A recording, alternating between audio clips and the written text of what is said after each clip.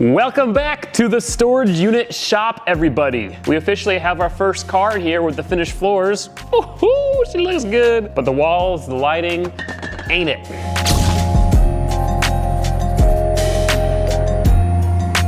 And so in this video, we are going to start building the paint booth, and then we are going to paint all the walls. But before we can start doing that, we have to separate the paint booth from the rest of the shop. So right behind Molly, right here, we're gonna build a wall. We're gonna build a wall and we're gonna add one of the garage doors in the middle. So that way, with the garage door open, it kind of feels more like an open space, but then you can close the garage door, seal the paint booth off, and spray a car without worrying about dust or chemicals or anything like that. But before we start building the wall, I screwed up. The concrete for this shop is slightly raised above the outside ground. Well, I foolishly thought I could just drive this lowish car up onto it, and that's what happened. Bruh. Oh, the brand new floor. So before we pull this car out of here, load all the wood into here and start working, I'm gonna build some ramps so that we can get cars in and out easily.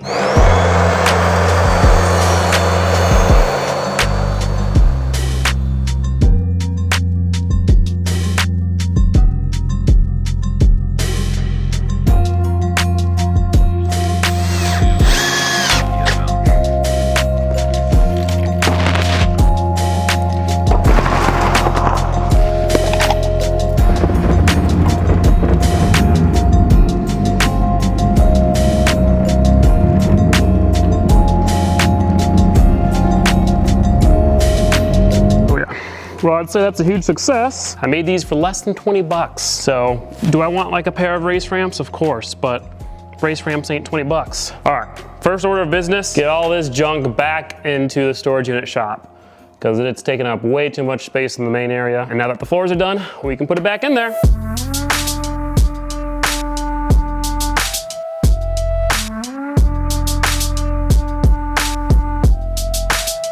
Little workstation set up. Now the wall for the paint booth is gonna go right here. You can see the top of where it's gonna be. And the garage door that used to be for the bathroom is gonna go right in the middle. So time to pull out my inner carpenter.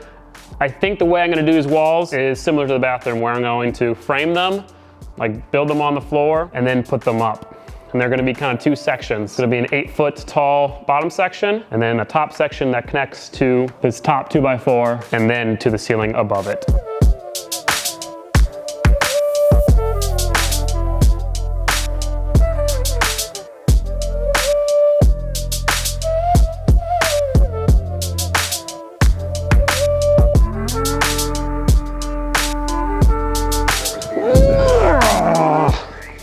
Dang, this wall's kind of heavy. I did unfortunately have a bit of a miscalculation with this, because this wall is supposed to be flush against this back here. So I'll either have to notch the beam, which probably is not a good idea, or just build a little L in this. Besides that, it's pretty good. You anchor it to the ground, screw it to the wall, and then eventually build up.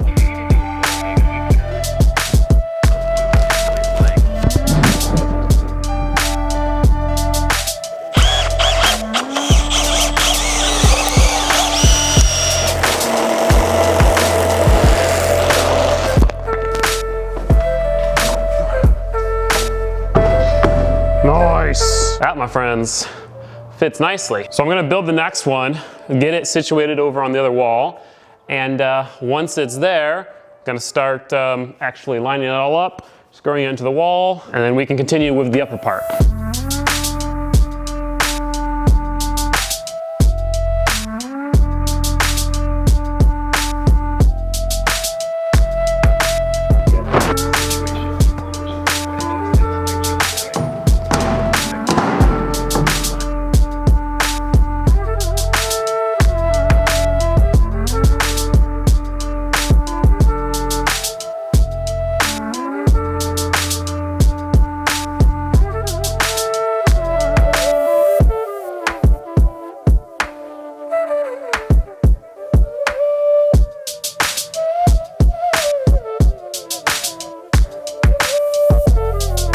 So we have both the walls up. It's attached to the outside wall on both sides and to this top 2x4 on both sides so far.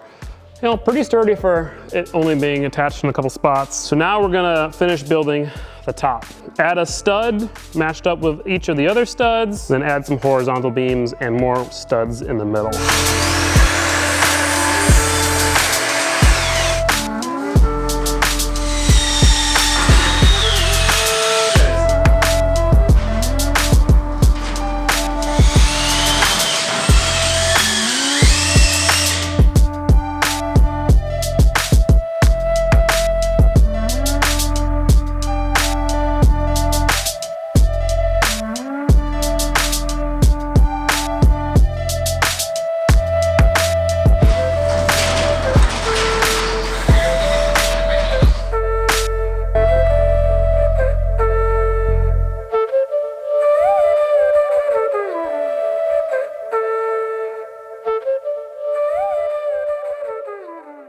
So the wall is finished. I'm pretty happy with it. Is it perfect? No, but is it strong? Yes, and it looks nice. Not like that will really matter because it'll be covered with wall. The last thing to do is to anchor it to the floor. Cody is coming over with a hammer drill and we will be doing that.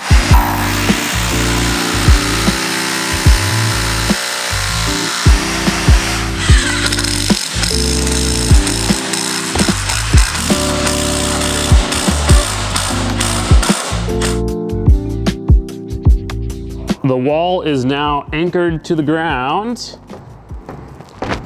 Very solid, shakes all the garage doors when you kick it.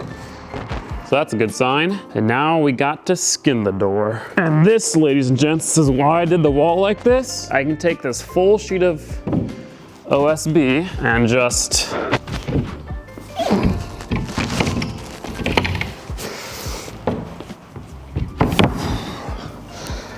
place it right on there.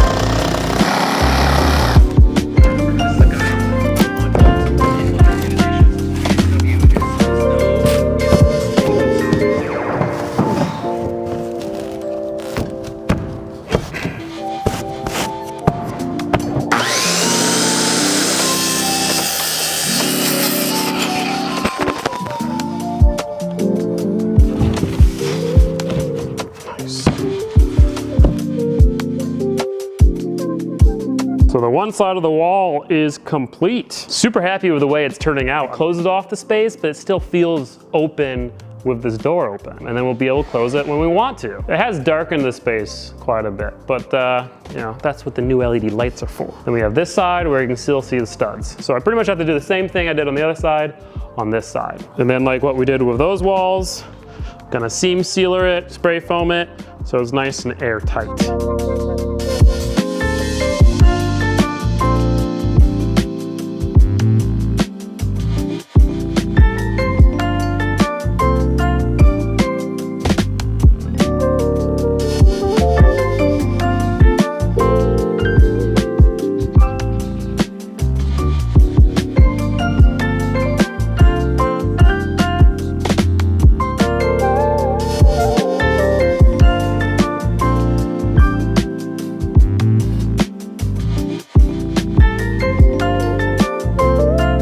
With that, we have the main wall of the paint booth completed.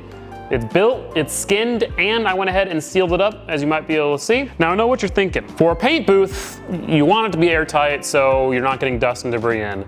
Well, these two doors are kind of a big wrench in that plan. They're not very airtight. You can see daylight coming in through down there and through up there, which we are gonna insulate them better, but no matter what, they're not gonna be airtight at all. So what I'm gonna do now is build a frame out of wood around the doors. What this will allow me to do is have openings to have cars come in and out. But then when we're painting a car, put plastic over the wooden frame, which will be nice and flat, easy to put plastic on. And then we will do the same thing for the garage door that's right there.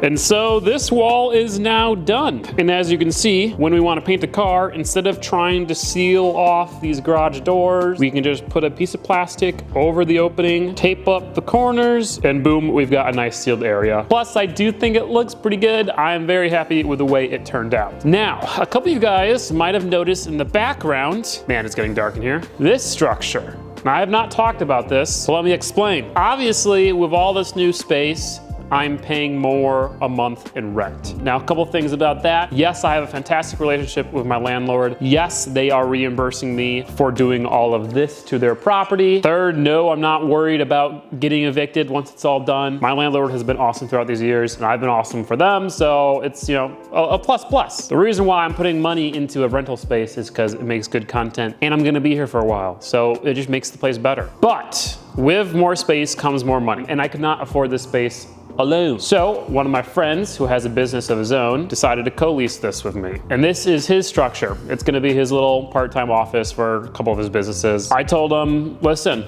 you can do whatever you want with your space, but you gotta pay for the materials and build it yourself. Well, Isaac, I'm sure you're watching this, and I'm proud of you for trying, okay? He's never done any carpentry work, but I'm gonna have to fix some things and finish it for him. Like, what is that? Isaac, my God. This wall is totally crooked. Where's the middle stud there, bro? Yikes. So yeah, before we can paint this place, this structure has to be finished. So I'm gonna finish it for him. Or at least I'm gonna start working on it because I don't think I have anything else to do. So I'm gonna start off by removing all of this vertical stuff, getting this wall actually level because you can't really tell, but it is crooked. Once it's not crooked, I will remake the top pieces, make this, add the door, finish the framing. Also, we're gonna have a storage closet right here, which you can tell is kind of already being used as a storage closet. I'm actually pumped about that because as of now, I just kind of leave brooms and mops and stuff in corners. Having a place to put all that stuff will be really nice. First thing I'm gonna do, straighten out this wall. You can't quite tell, but it's tilted forward.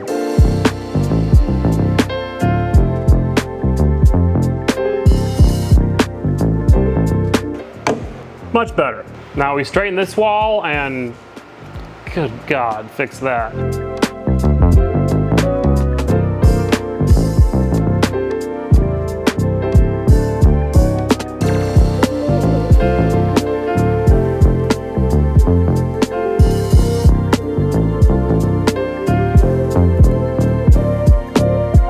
These two walls are fixed. They're not perfect, but they're as good as you're gonna get without restarting. I'm not qualified to be giving advice on carpentry, but clearly I'm at least somewhat okay with it. If you guys are looking to do stuff like this, here are my tips. It's pretty much just like fabricating or really building anything, doing anything custom. Plan and measure before you do anything. Draw it out on a piece of paper, get all the measurements, add it all together twice, 3 times to make sure it all fits and works, and then, only then start building. And another key part is that while you're building, you know, every once in a while, take a step back, double check measurements. I think what Isaac did is he just kind of got excited, caught up in the work, and just started screwing things together. And then by the time you realize it, it's too far gone. So pay attention while you're doing it, checking things, making sure it's all right. And then the last tip would be just, you know, make sure your right angles are right angles, make sure things are level. Don't just put a bunch of screws into it to try to make it stronger. Strategically place the screws, make sure everything's flush, that kind of stuff. And if you do that,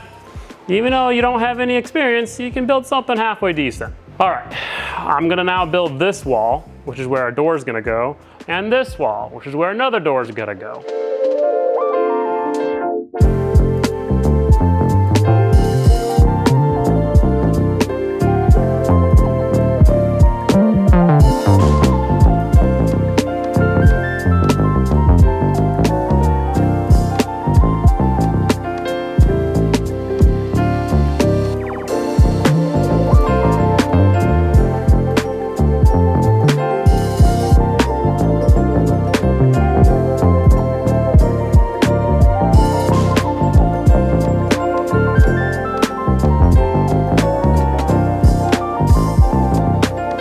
And here we are. We have our 2 walls with doors in them. I was a little bit smarter this time. I kept a stud, a temporary stud at the bottom of the door frame to kind of keep it all in place, keep the door frame square until Cody comes back with his hammer drill. Because this door frame right here for the bathroom somehow got quite crooked during the install process, and I had to do a lot of jerry-rigging to get the door to actually go in there. But I'm super happy with the way this turned out. We have our storage closet, which is gonna be awesome. I mean, we've got plenty of room. We're gonna have shelves. All of the stuff that looks ugly laying out in the shop now has a place to go. And then Isaac's office. And as you can tell, we tried to keep this walkway still quite large. Flows very nicely, and there's nothing really in the way kind of besides the sink. I know a lot of you guys were expressing your concerns for that, but here's the thing, even though this is a storage area, like this is where we're gonna store our stuff in the shop, most of the stuff back here is gonna be small. This walkway, plenty big to transport stuff. Other things, like engines for instance, wouldn't be able to go here anyway, because there's a drop off. So we'll have to like load them in a car, drive them around the building. And then long things like metal, it's gonna be still in the main area of the shop. And I actually have a fantastic idea for that to keep it over there, but get it out of the way. That'll be later, however. Oh, look at that timing. Yanni's here. We got the whole Miata crew. But now that I have Yanni and Stefan, Speed by Y, Nat Motorsports, we're gonna do the heavy door. Let me rotate my hands.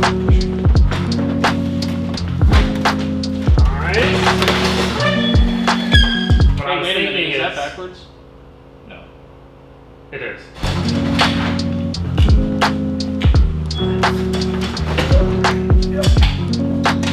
Let's go. Let's go.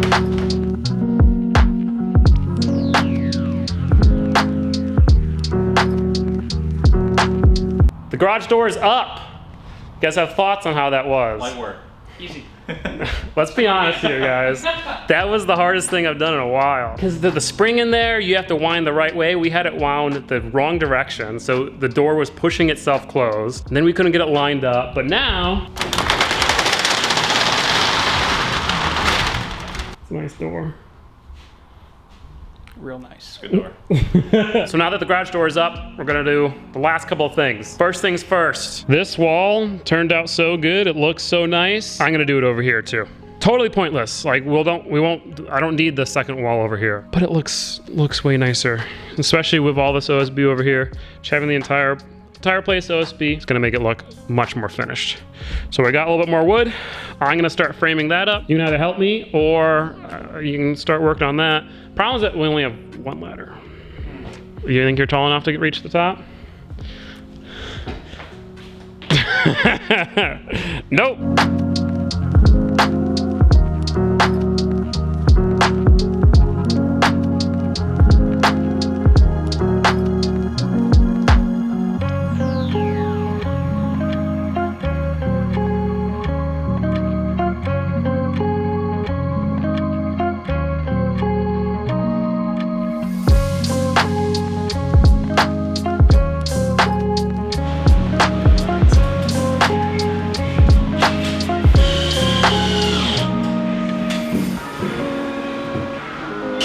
Place is really coming together. It feels like an entirely new building with all this wood everywhere.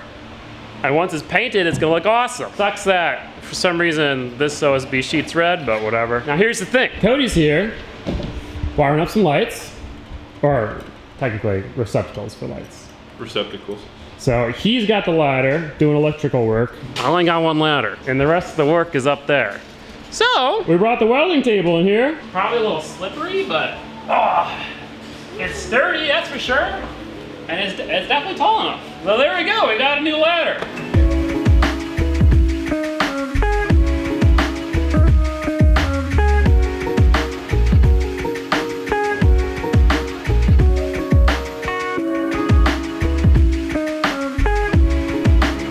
Cody got the receptacles up there wired up for the lights. Now, this is kind of for the next video, but we need them for painting, so I'm gonna put one up. You ready? Yeah. Yeah! Oh, Jesus, man. Smells like a moth right now. Woo! I imagine 3 more of those in here. It's fucking bright, dude.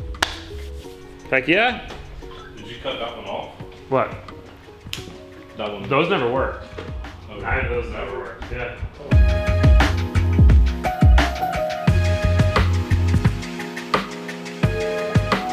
Look at this place. It doesn't look at all like it did when we started. Admittedly, I got a little carried away with these walls. I even added like siding on them. Cause I just thought it looked better.